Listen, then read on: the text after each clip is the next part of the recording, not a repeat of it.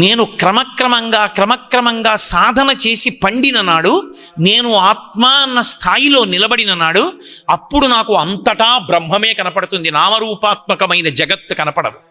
అది యజుర్వేదం యొక్క గొప్పతనం. నమచ్చోరాయ చ శిష్ప్యాయ చ భైమ్యాయ చ శిఖత్యాయ చ ప్రవాహ్యాయ చ అంది.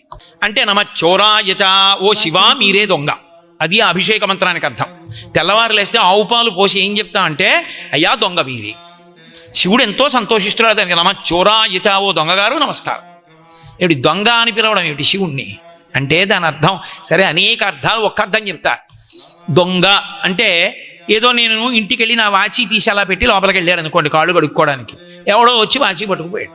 ఇప్పుడు నేను గబగబా వీధిలోకి వెళ్ళి దొంగ దొంగ దొంగ అని అరిచాను అనుకోండి, సామాన్యుడు. నేను నా వాచి పట్టుకుపోయాడు ఎవరో వచ్చి అని గుర్తించగానే పరమ సంతోషంతో గబగబా కాసిన అక్షతలు పట్టుకొచ్చి అక్కడ వేసి సాష్టాంగ నమస్కారం చేశాను అనుకోండి. ఎందుకురా వాచి ఎత్తుకుపోతే అక్కడ అక్షతలు వేసావంటే, అయ్యా ఇంతకు ముందు నాకు వాచి ఇచ్చినవాడు వాడు ఉన్నాడు పరమాత్మ, వాడు నాకు ఈ వాచీని బహూకరించాడు, వాడిది వాచి, కొన్నాళ్ళు పెట్టుకోరా కోటేశ్వరరావు అన్నాడు.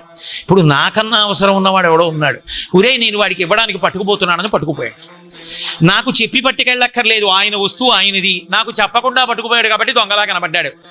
ఆయన వచ్చాడు యజమాని పరమేశ్వరుడు దొంగ రూపంలో వచ్చి ఇక్కడి నించుని వెళ్ళాడు, ఆయన నించున్న భూమి అక్షతలేసి నమస్కరించానన్నాడు. వాడిది జ్ఞానం. అది రావాలని పాలు పోసి నమచ్చోరాయిచ అన్నవాడు సామాడు. అది జ్ఞానం అన్న మాటకు అర్థం. అది అంత స్థాయిలో ఉంటుంది, విస్తృతిలో, పైన అంత స్థాయిలో నిలబడుతుంది.